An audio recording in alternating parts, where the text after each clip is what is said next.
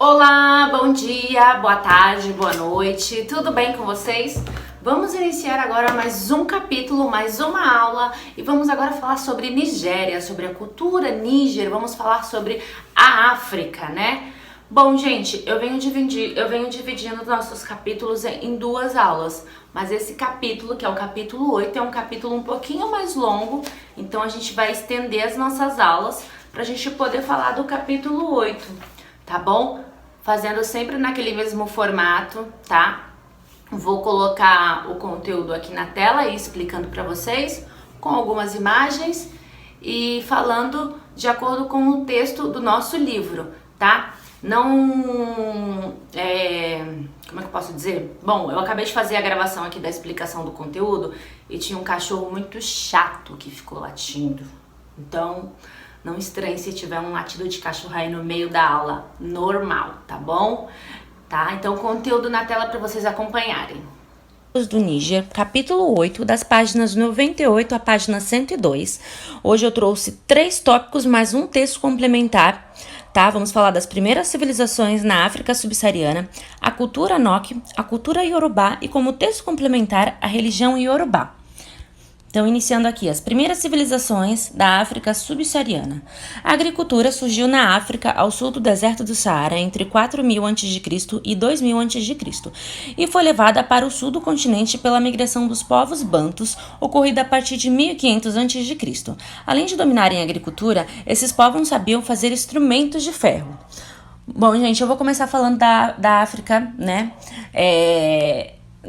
A África, que é um continente ali composto por 54 países, países independentes, onde 48 fazem parte da África subsaariana, né? Ela é composta principalmente, né, a África subsaariana ali por uma população negra, né? É um lugar de muitas riquezas, né? Porém, após sofrer constantes explorações de seus colonizadores, acabou ficando socialmente e economicamente, né, abalada, né? Durante muito tempo houve exploração de ouro, pedras preciosas e escravos, né? Por isso, muitas regiões sofreram e sofrem com fome, miséria, né, e doenças. A África é o berço da humanidade, né, onde foram encontradas as mais antigas evidências da presença de do Homo sapiens, né, do planeta. Ali nasceram também as mais antigas civilizações da história, né, o Egito dos faraós e as civilizações de Kush, né, e de Mero, né. Os romanos chamavam os povos africanos de bebes, né, e incorporavam, né, o norte do continente com seus domínios. As lembranças do Império Romano, elas são visíveis, né, nas monumentais ruínas, né, de Leptis Magna na Líbia, né, em Eugene, né, e Doga ali na Tunísia.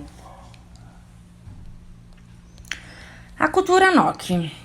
A cultura Nok ficou conhecida depois da descoberta, no final da década de 1920, de esculturas de terracota, barro queimado e fornos ou fogueiras, nas proximidades da cidade de Nok e Taruga, na atual Nigéria.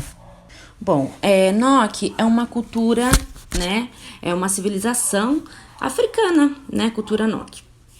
E ela se desenvolveu na Nigéria, né, ao longo do rio Níger, né. A cultura Nok não tinha exatamente este nome ele foi dado a essa cultura porque esses artefatos arqueológicos foram encontrados no que hoje a gente chama de aldeia Nok, na Nigéria, né. Foram encontrados artefatos de madeira, estatuetas de terra, né, de terracota, e objetos de ferro. Existiam fornos circulares, né? Esses fornos, eles eram utilizados como uma tecnologia para chegar ao ponto de fusão, e aí essa energia sintética se expandia e movimentava as partículas do ferro, e aí entrava em fusão e virava um líquido.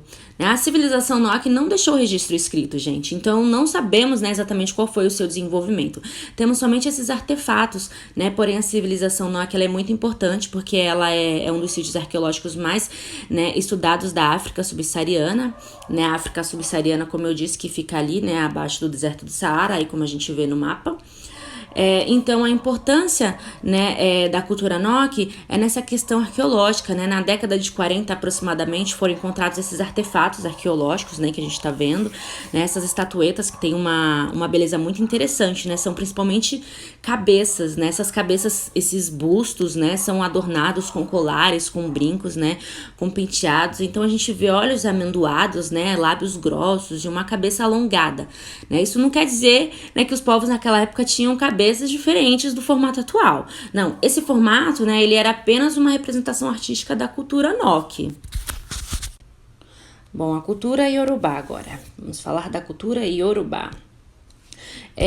Embora sejam distintas as culturas Yorubá e Fon, relacionaram-se durante séculos, tanto no comércio quanto nas guerras. Fons e Yorubás utilizavam o mesmo sistema de comunicação com o mundo dos espíritos ancestrais, partilhando até hoje grande parte das divindades cultuadas.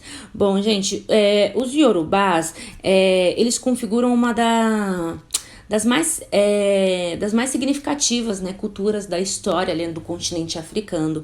Eles são ali da região do sudoeste da Nigéria, né, e no sul de Benin, onde se encontra uma minoria, né. Os povos africanos, eles se apoiam integralmente, né, no poder da oralidade, né, a qual no caso das tradições de Yorubá se mantém ao longo dos séculos, né, no interior dos poemas de Ifá, né, de onde esse povo ele extrai, né, a base fundamental para preservar o seu legado.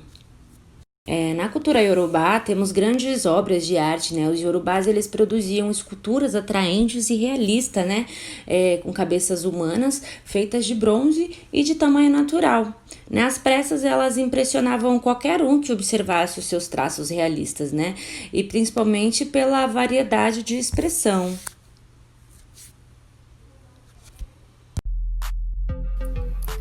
A mitologia africana é cercada de mistérios e lendas. Diferente de outras religiões, não há muitas escritas. O conhecimento é passado de pai para filho por milhares de anos. Uma das lendas sobre a criação do mundo seria que Olodumare, o Deus Supremo, acima de tudo, o Deus capaz de criar o mundo, os planetas, as estrelas e tudo o que conhecemos, vivia cercado pelos orixás que viviam com ele em Orun, que significa o céu. Mas Olodumare queria que os orixás tivessem seu próprio lar. Então, fez o Aie, a terra.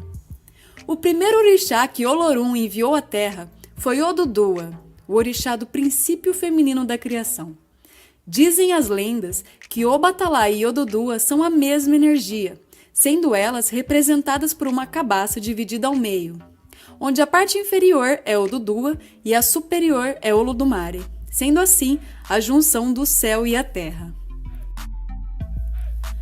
Depois que Odudua chegou à terra, Olodumare pediu então que Oxalá, um dos mais cultuados orixás que existem, simbolizando a calma, a paz e o sopro divino, fosse à terra e criasse então a energia da vida. Oxalá pediu que todos os orixás o ajudassem, escolhendo então a parte do planeta Terra que iriam morar. Bará foi o primeiro e escolheu os caminhos. Ogum escolheu os minérios. Oxum escolheu as águas doces e com ela trouxe a vida à terra. Iemanjá escolheu as águas salgadas e a vida marinha. Iansã escolheu percorrer os ventos e as tempestades. Xangô escolheu as lavas do vulcão e as pedreiras. Oxóssi escolheu as matas verdes. Obaluayê, a terra seca. E Nanã cuidou da lama e do barro. Oxalá então continuou a sua missão de criar as coisas vivas. Resolveu então fazer o homem. Oxalá tentou fazer o homem das águas doces e as águas salgadas, mas escapavam por suas mãos. Oxalá tentou fazer o homem do ar, mas ele não tinha forma. Tentou fazer das pedreiras e dos minérios, mas ficou muito endurecido. Tentou das folhas verdes, mas elas não se juntavam. Tentou da terra seca, mas ela não se firmava, até que Nanã mergulhou ao fundo de um rio e trouxe-lhe o barro. No barro tinha a essência de todos os orixás que haviam no Aie, na terra, e no Orun, o céu. Pois o barro tinha minérios, terra, água e ar, de todos os orixás. Então Oxalá moldou o homem do barro de Nanã e deu-lhe o sopro da vida, enchendo-lhe os pulmões. Oxalá ficou tão contente pela sua criação que então fez os humanos diferentes, assim como os orixás.